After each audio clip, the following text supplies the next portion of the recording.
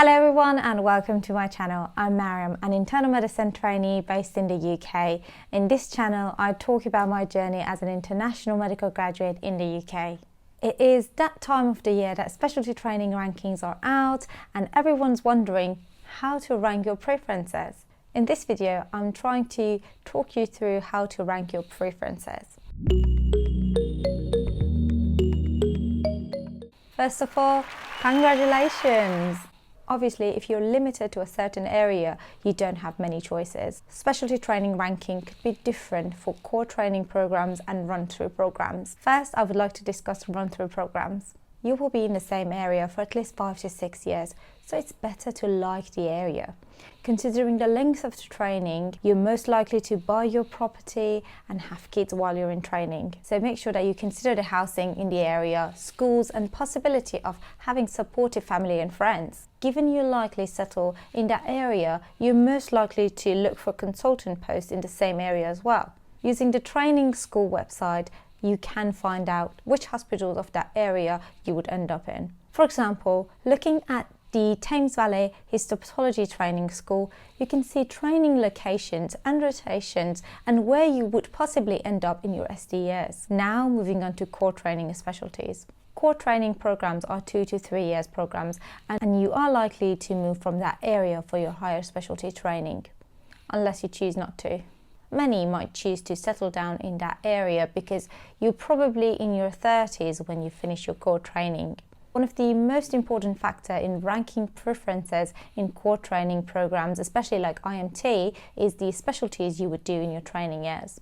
You would usually rotate every 4 months in different subspecialties or sometimes every 6 months. Obviously, everyone has their own plans for higher specialty training. For example, doing ENT after your CSD or gastroenterology after your IMT. Considering that, you would most likely prefer to work in the specialty of your choice in your core training as well, because then you have the opportunity to do different projects and show your commitment to the specialty. Bearing that in mind, it is best to do that specialty in a tertiary hospital because there will be a variety of projects running with different consultants and registrars who would enjoy the company of a keen SHO.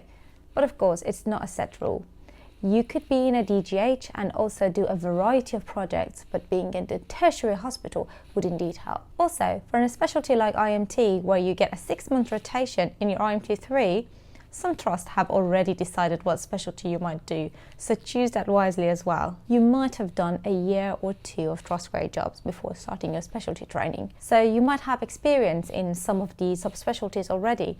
For example, I did a 4-month trust grade job in renal medicine. I chose not to do any renal job in my IMT, so I can learn more in the specialties I've never worked in. For example, I will have a 4-month oncology rotation where I've never worked in.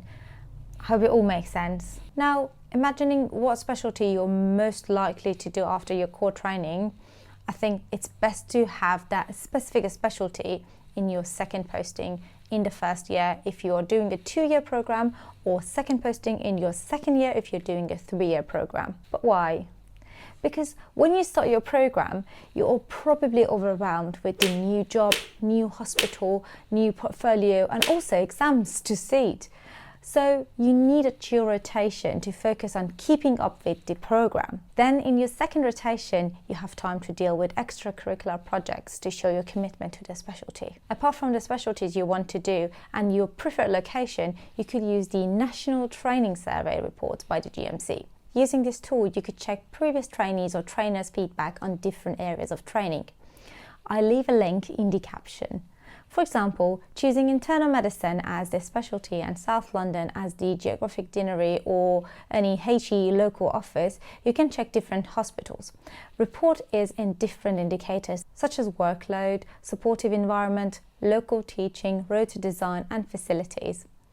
Preferably, you want to go with the trust with the most number of green indicators and least number of red indicators, but there's a help button showing how you can accurately read the report. So how could we rank? I use IMT program preference as it is the most challenging ranking. I've already downloaded the Excel sheet provided by the IMT recruitment website. Bear in mind that not all the specialties have such an Excel sheet. As you can see, there are 1,527 posts. Imagine I would like to do gastroenterology and I like to be in a certain deanery, for example, just London and KSS. So I would filter my regions.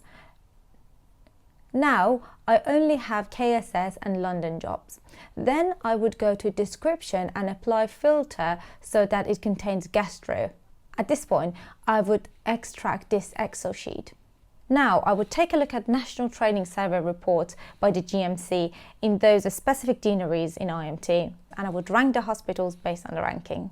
Now I would go back to my Excel sheet and rank them based on the GMC survey that I've ranked already. You can easily do it by filtering different hospitals in the description box. Hard work is considering gastro as your second posting in this second year.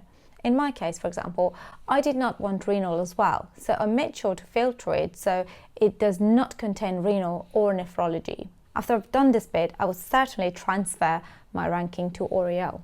Then if you think that the deanery is more important than the specialty, you could filter your jobs so that you can rank the rest of the post that does not contain gastro in the same deanery. You could also consider postings that could be somehow related to the specialty of your choice. For example, if you want to do rehabilitation medicine, it is a good idea to have a stroke in your rotations. And you continue to rank hospitals accordingly and transfer them to your Oriel after you've done a chunk of them. Once you've finished ranking, after a few days, you would receive the first results. You can either accept, hold, or withdraw.